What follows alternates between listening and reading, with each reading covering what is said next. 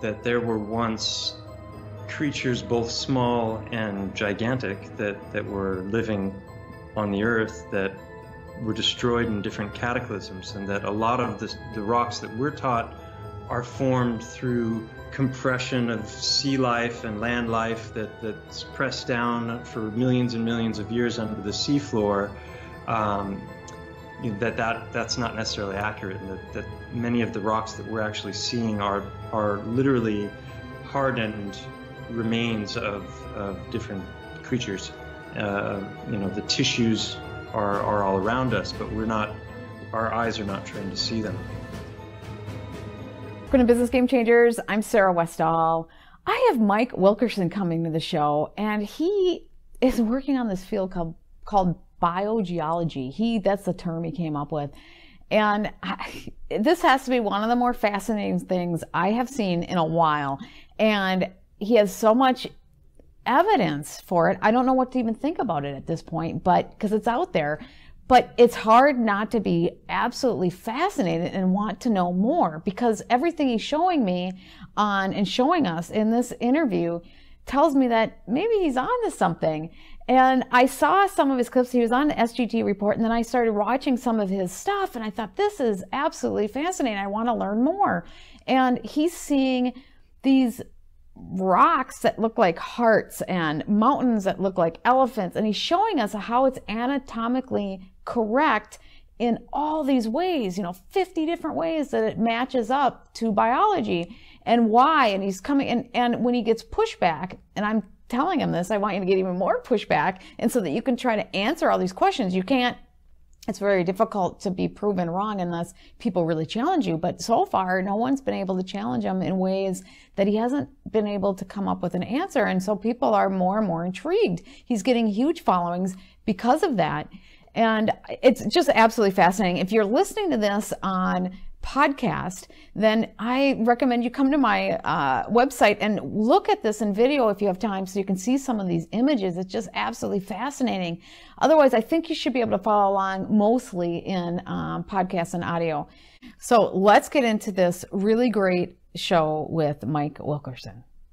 Mike, thank you so much for joining the program. Pleasure to be here. Thank you. You have the most crazy and interesting thing I've seen in a while. And with all the hard shows I do, I thought, gosh, I want to do that, because I love getting out of the box. I like looking at things that are completely different. And we've been kind of bogged down with really serious issues. And I not that this isn't, it's not as serious, it's very interesting. It's about history. It's about, you call it biogeology. Can you explain how you got into this, where you learned that this was even a thing? Yeah, it started a couple of years ago.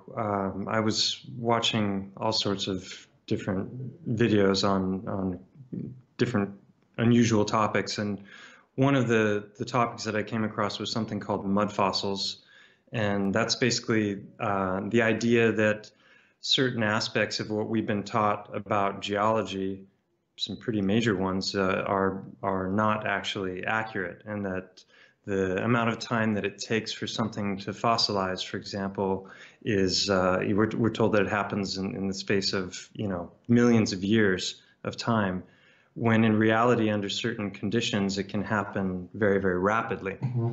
And so that's one aspect of it, and then the other aspect of it is that there were once creatures both small and gigantic that were living on the Earth that were destroyed in different cataclysms, and that a lot of the rocks that we're taught are formed through compression of sea life and land life that's pressed down for millions and millions of years under the seafloor. That's not necessarily accurate, and that many of the rocks that we're actually seeing are literally hardened remains of different creatures. The tissues are all around us, but our eyes are not trained to see them. Well, and how many of these rocks would you say, you say they're everywhere. Are, half the rocks we're looking at is really biological? Really, It Go ahead. really depends on where you are. I happen to live in a place in Spain where there's a lot of traces of cataclysm, mud flood, and volcanic. And the research that I started on initially had to do with the idea of titans, which is, it sounds utterly crazy. These talking like beyond giants. We're talking about creatures that are the size of mountains.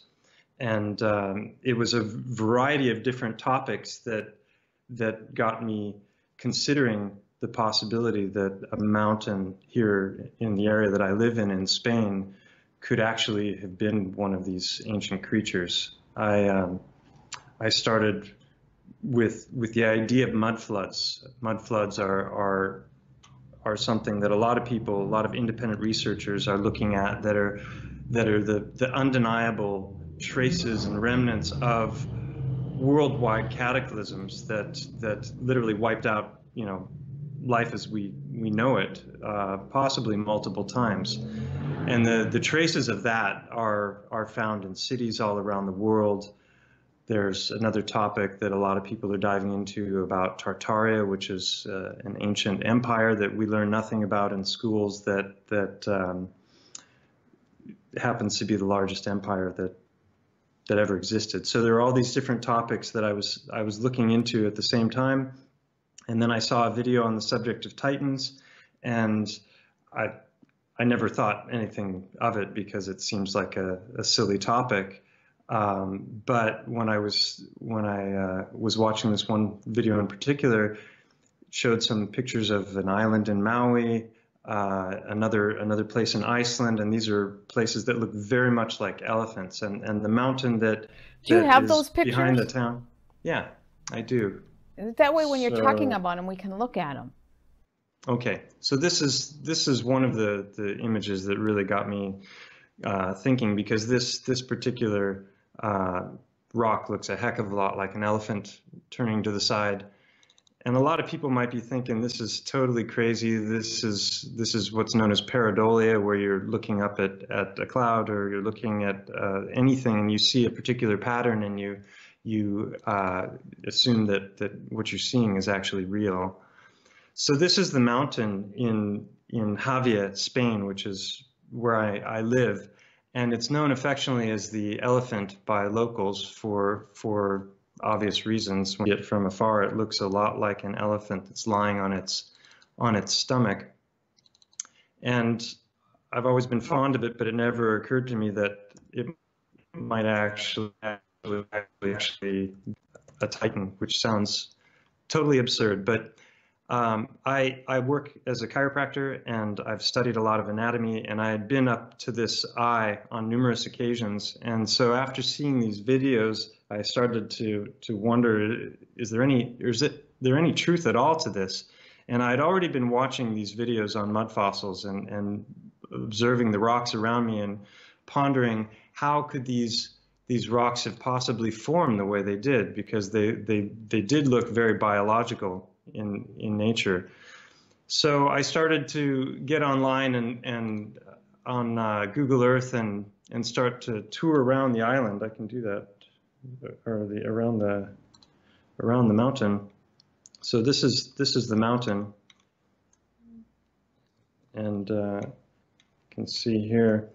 So since I did the videos, I've done a 5-part series called Unveiling a Titan. You can see this is the thumbnail for the first of the videos.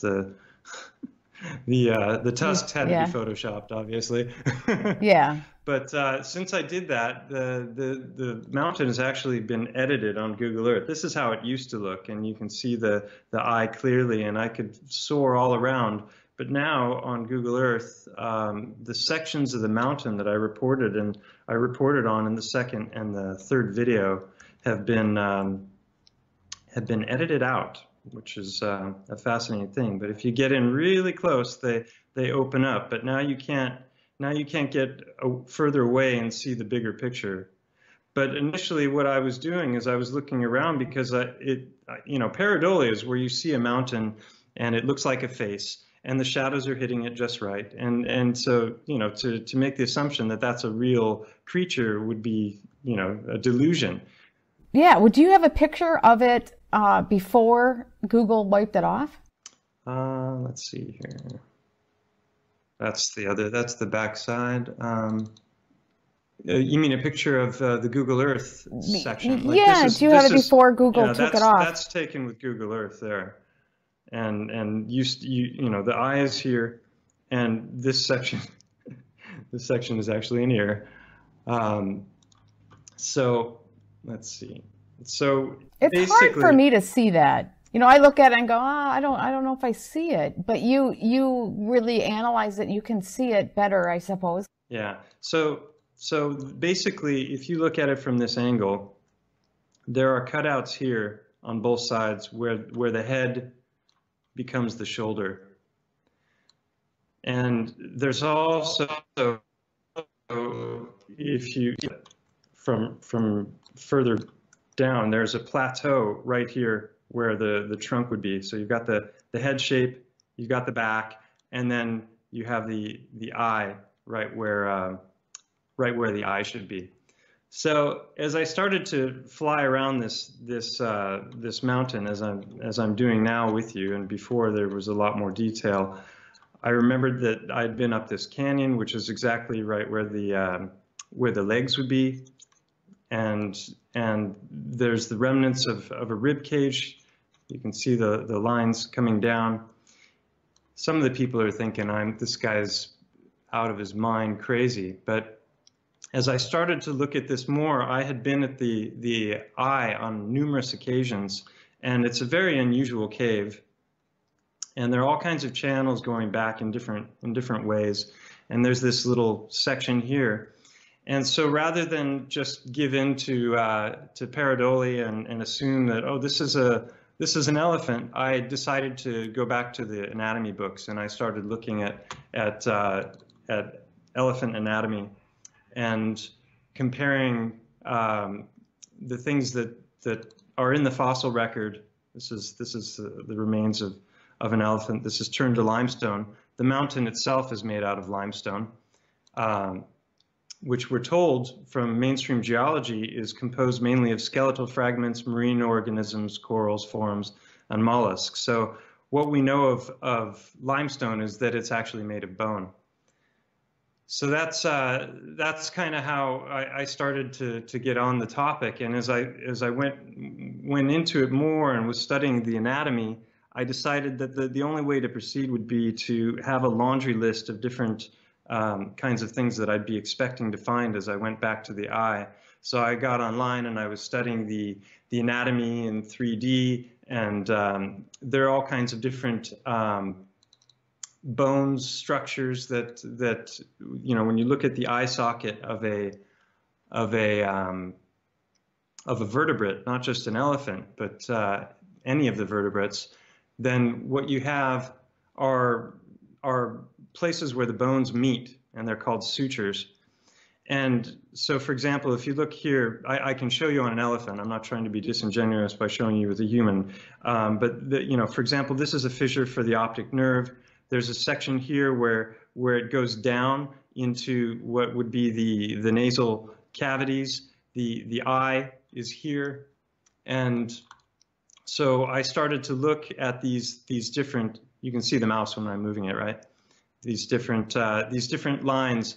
There in the cave there are sloping channels that go down exactly here, and It's exactly the shape of that. So I mean, it's just thing after yeah, thing after thing is consistent with what the remains exactly. would look like.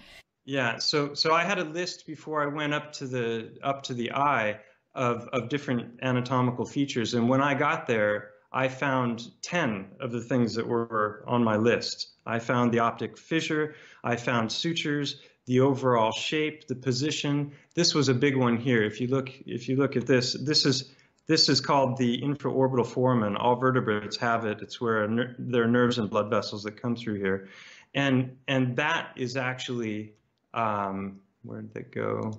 If we look, there's so much material, it's sometimes hard to keep it all straight, but that's what you're looking through right there. So this is what I'm talking about. This here is the eye socket of an elephant, and see this line here? That's the suture between those two bones I was showing before. And this line here is in the exact same location. Even does a little jog right there, just like this one does. So it started to get pretty weird when I got up there because I was finding so many things. Here's the optic fissure in an elephant's skull, and that's in the exact same location in the cave. It's not just this one cave, though. You started finding these anomalies all over the place, right? Like there's I saw heart pictures of rocks that look like, do you have any of those pictures?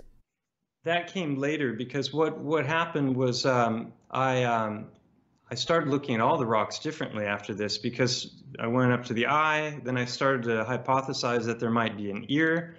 And when I started looking into that, that's when it got really strange, because not only did I not know there was a cave there, but I went looking for the cave, just hypothesizing that it was there, and I found out that there is a cave there, and without having known anything about it, it turned out to be the most thoroughly excavated cave in all of Europe, which was very unexpected. They had a whole team of archaeologists that went up there. They did 3D mapping of the internal parts of the cave. They found the remains of humans. There were cave paintings, and then I started to analyze the anatomy of the inner ear and compare that with all of this amazing footage that they had gotten, and that really caused me to start looking at everything differently. So I did a video. One of the things that was frustrating to me about the whole concept of mud fossils is that there are tons and tons of videos out there of people holding up different rocks and making, outlandish claims about what those rocks are. And, sometimes they look like what the person is claiming, and other times it just looks like a rock. So I figured if there's any chance that there's any truth to this, and that soft tissue can actually petrify, not just fossils, because when we think of fossils, we're talking most of the time about skeletons. And according to mainstream geology, it's very, very rare that soft tissue will petrify, because normally it's decomposed by worms and larvae and microbes long before it could ever turn to stone. But there are a number of conditions in which things can turn to stone. So I was walking in a river bottom, and I came across this rock, and it was utterly mind-blowing, because I recognized it immediately as a heart. And having studied anatomy, I immediately spotted between 6 and 8 different specific anatomical features. I brought the rock home. I started to pull out my anatomy books and look at a lot of the different structures that were in the hearts and the anatomy books. And before long, I had this list that you see on the right. And I even purchased an endoscopic camera so I could get inside and look at the chambers. But without going into the specifics of the anatomy, this rock now, the list is up to 20 different specific anatomical features. So to me, at some point, you have to start questioning how many coincidences does it take before there starts to be a recognizable pattern. And that was what was happening with the mountain, and that caused me to look at all the stones differently. And then I figured, okay, well, this should be repeatable, because that's the whole idea behind the scientific method, is you have some kind of an idea, you're looking at the physical world around you, empirical evidence, and you're trying to make sense of patterns. And if there's a recognizable pattern, then you have to set up some kind of a test to see if it's repeatable. So I went out into the river bottoms, and I was filming, and in the space of about 15 minutes, I found a whole bunch of different rocks that had these same anatomical features. And you can see there's very specific places where there are openings, they have a particular shape, and this reoccurs across different sizes. So it was a fascinating thing to. Isn't there some more thing too about the blood and the iron? I was seeing. Right. Go ahead. Well, that I was finding with both the mountain and the rocks themselves, because if we go into, let's see here. So if we look at bone, for example, this is the inside of a femur, And you've got the hard bone on the outside, and then on the inside you have what's known as trabecular bone. In the head, it's called spongious bone. And this is where the blood is produced in the body. It's produced in our skull and in our long bones. And blood is rich in iron because it contains, you know, it's got hemoglobin, and hemoglobin is rich in iron. So as I was walking around the plateau that was in front of Montgo, I was finding all kinds of very unusual rocks that I was having a hard time explaining based on what I knew about geology. You know, these channels are going through these rocks, and they're filled with this reddish earth, but not just the reddish earth, they're actually caked with iron ore. So this, I'm hypothesizing, is actually the blood of what would be trabecular bone. This is what trabecular bone looks like under a microscope, and it's fractal in nature. So it goes from bigger to smaller and smaller, and it looks like Swiss cheese. And if you look at bone, this is skull bone, and it's looks like a sandwich. You have the top, and then you have this blood-rich area here, and then you have the bottom, and then the trabecular bone. This is how bone grows. It grows like trees. So I was finding a lot of different rocks that had these channels and had the iron ore stuck to them. And then I was seeing sections of the mountain where portions of the mountain were broken away, and then it was reddish underneath. And so I believe that's this outer section of the sandwich, so to speak, that's gone, and it's exposing the blood-rich section inside. Does it have the porous like the bones do? Does it have the? Yeah, and in fact, when you get up close to some of these rocks, they look like you can see micro blood vessels going through them. This is an example on the top of the mountain of this spongious bone. So if you think of that, this has all been worn away by wind and rain, but you can still see little traces of red here. But compare that to this or to this. It's exactly the same. So the elements have eroded this part because. Can you zoom in to be able to see that the spongy? Sure. No, not on this, but on the real, on the rock. So. Yeah, so this is one where the earth has gone out of it. Let's see, I don't have any good samples. I wasn't planning on going into this much detail on this topic here. This is what I call cortical bone, and I've done 5 videos on this topic. They're called Unveiling a Titan. First video is just an overview. Second video covers the eye. Third video goes in detail into the ear. The fourth video is looking at the histology, which is the technical term for the tissues. And I analyze all of the different rocks all over the mountain, and I show how that corresponds to what you would expect to find anatomically in that part of the mountain, and it lines up time after time after time. So this is what would be known as cortical bone. So if you think of the outer sandwich that I talked about, this doesn't have much in the way of what's known as vascularity, which are the blood vessels. So that's going to be more like solid rock, and then the occasional little channel going through it. And that is exactly what this is showing. You can see that there's a chunk of this rock that is broken off here, and then it's revealed right inside this reddish earth, which is literally oozing out of this channel. So this is cortical bone, and then you have the smaller blood vessels, but it doesn't look like the trabecular bone that I showed in these other rocks. Here you can see, you want to get up close. This is a good example. If you get right up close to it, you can see that it has a very biological look and feel to it. And then you can see the iron ore that's caked in, going right through where this blood vessel would have been. This is so strange. Okay, so can you get yourself back? I was just going to show you this real quick. So this is a list of coincidences with the mountain. So people who are interested in this can pause it, and they can start to read through this and get an idea of just how specific these are and just how many of them there are.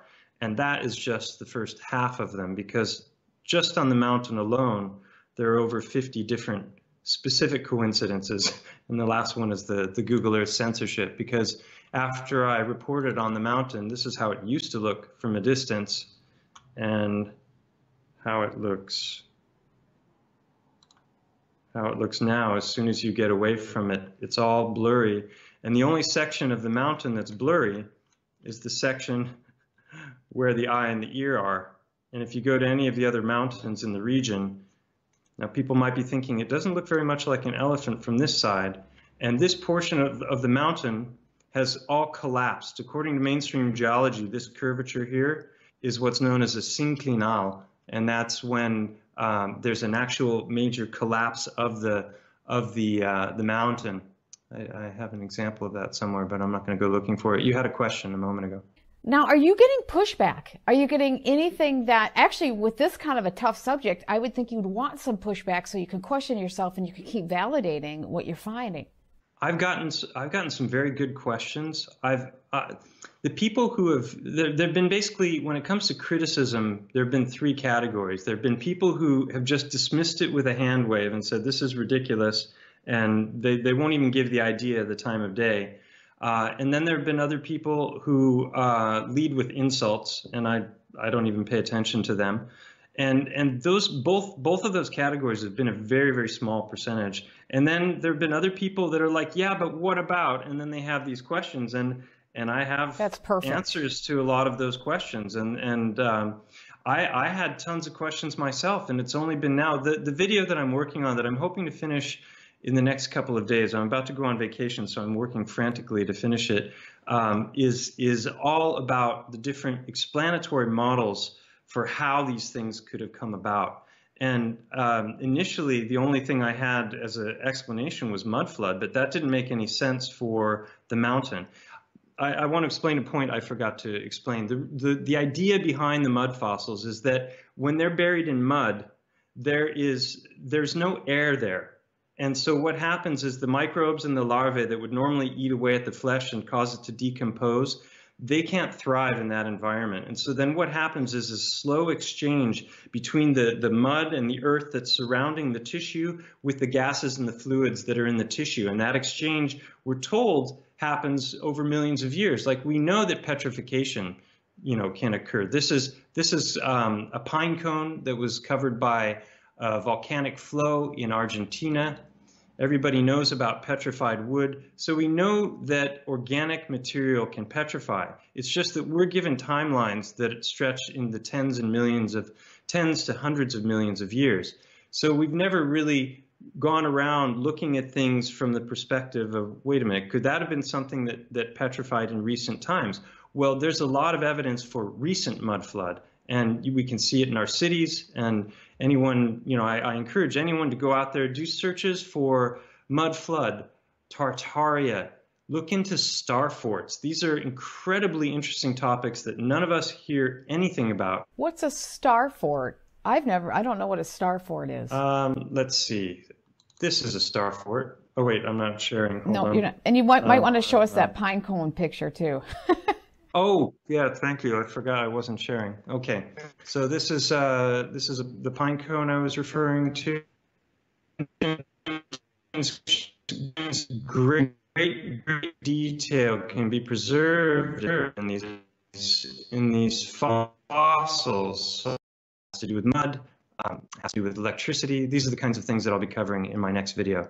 So star forts, this is a total aside, but it's just something for people who are curious they can start to look into. We're not taught about these at all. We're told that they're bastion forts that were built in the 15 to 1700s to protect against cannon fire. And the more you look into them, the more you realize that they just don't make any sense as far as that narrative. But why? Same thing with Tartaria. Why about the star? They're far too grand, and they're all over the world. My friends have mapped so far to date 5,000 of these. They're on every continent, and mainstream history just doesn't cover them properly.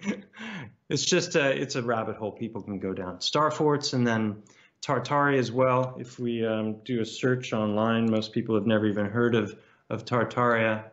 So if you just look into maps, you'll see that Tartaria, we're told it was just a roving Mongol tribes, but it was an empire that stretched all across all of Asia, all of Siberia, into Europe, into North and South America. It was a worldwide empire that people are only just now starting to really wake up to. And if you go into the old history books, it's undeniable that Grand Tartaria was everywhere. And the star forts and the Tartarian architecture, what we call Greco-Roman architecture, are incredibly fascinating to look into. And there's probably a lot of historians out there that think I'm off my rocker, but well, it's just interesting. I Now, just encourage people to look into it. What do you think the star forts are for? I mean, when you hear star fort, you're thinking aliens or something. But some say they were for mining purposes. What we know about them is a lot of the old world cities. You know, when we look at Europe,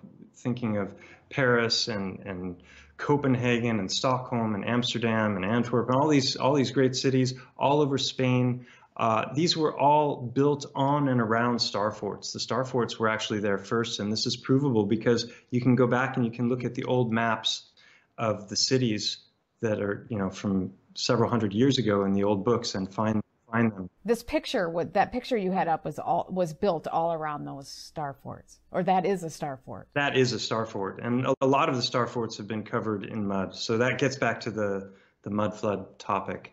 And mud flood is just a potential explanation for how these things could have petrified, getting back to that. And then we have all kinds of examples of buildings around the world that we're told were carved out of stone, but when you look into them in more detail, it makes a lot more sense that this was actually volcanic ash, volcanic flow, and that buildings were melted. And then they've gone in. You can see here, this is in recent times, this is in ancient times.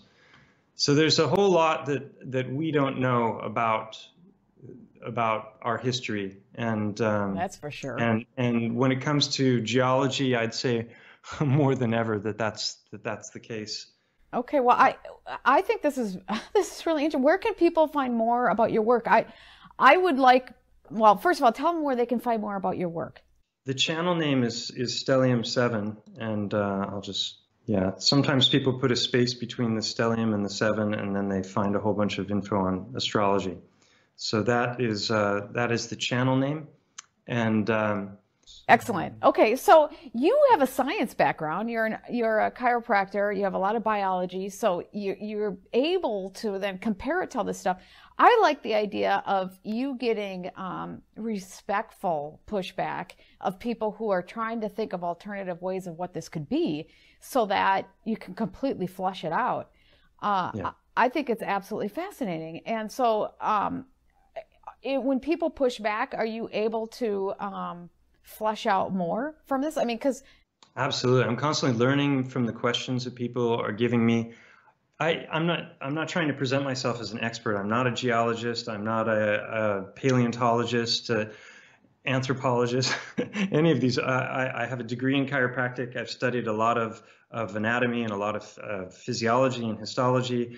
And so, you know, somebody else who's an expert in one of these fields would probably accuse me of the Dunning-Kruger effect, basically saying that I know just enough about something to get myself into trouble.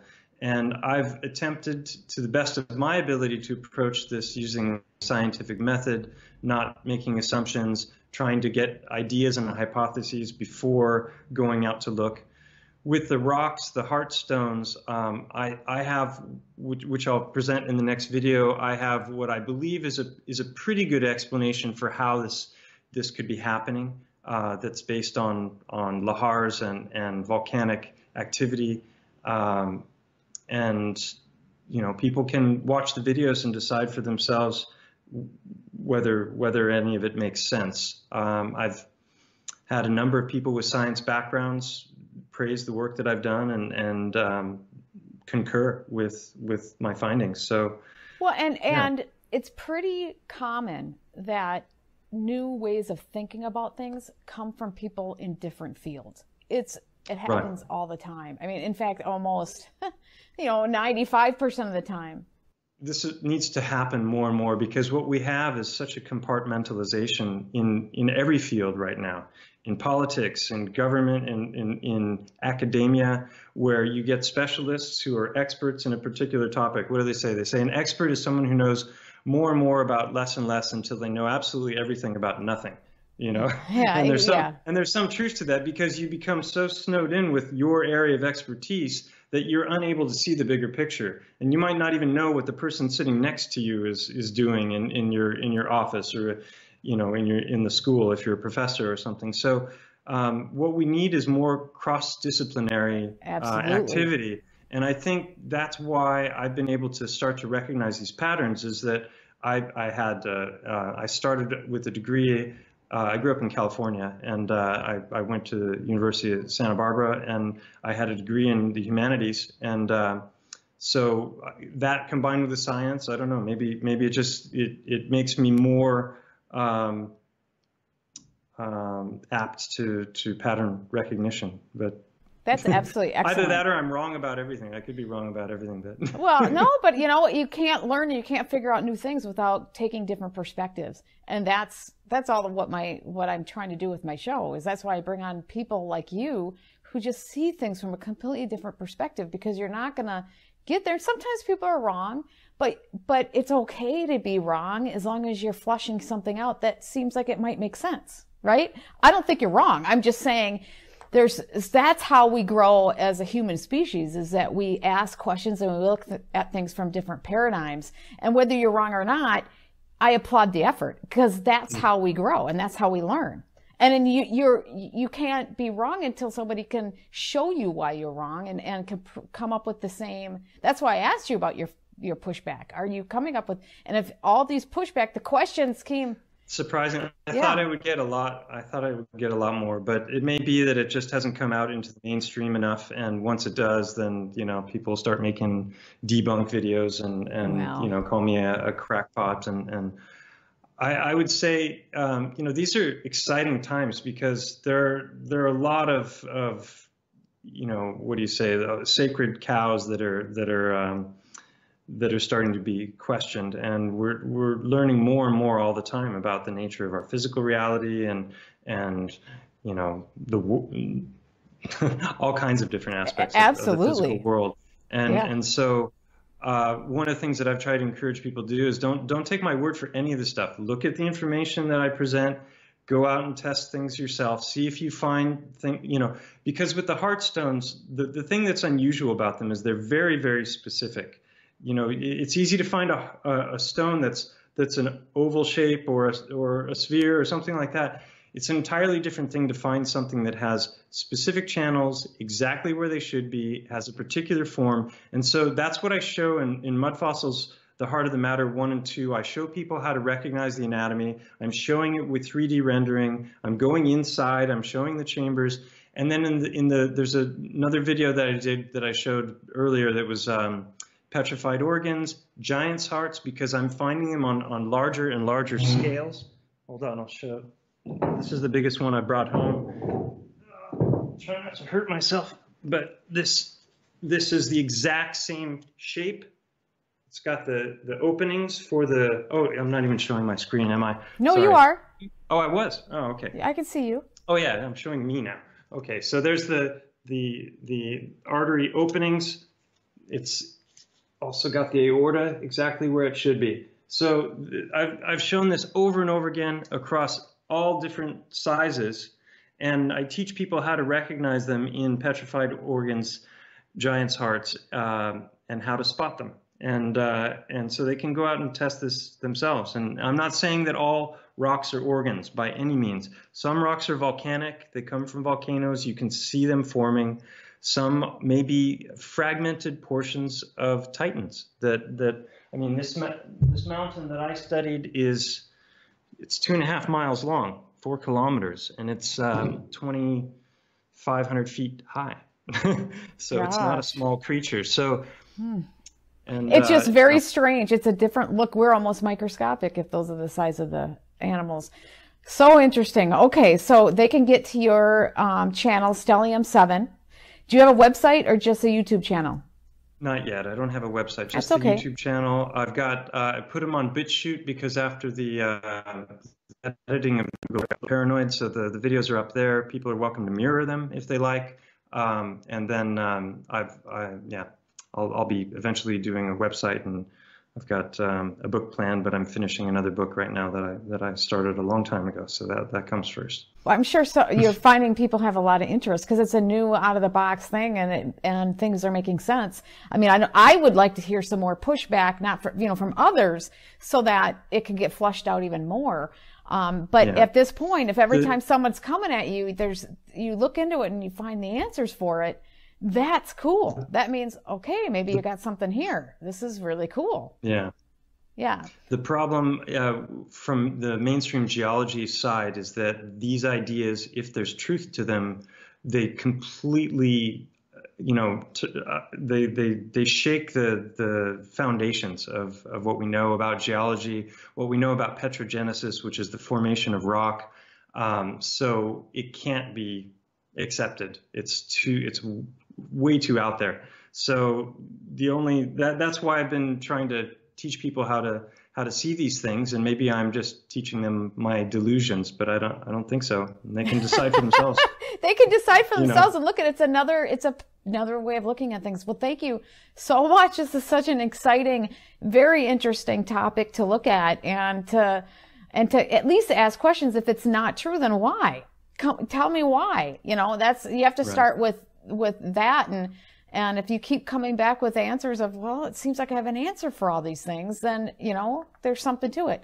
So thank you. That was the unexpected part. When I first started looking at the mountain from afar, I didn't think anything of it. But when I started finding all these very specific connections, it was just like, yeah. Well, welcome to the world of being a crazy nut job.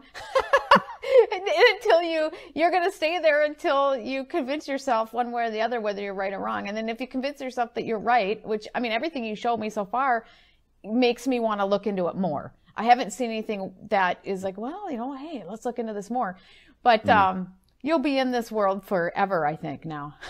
Once you're there, you can't unlearn. So thank you so much for joining the program. Go ahead. No, I was just going to say things are more interesting than ever. So yes, they are. It's fun. It's an interesting time of discovery. So I encourage everybody else to go looking. Well, thanks again for coming to the show.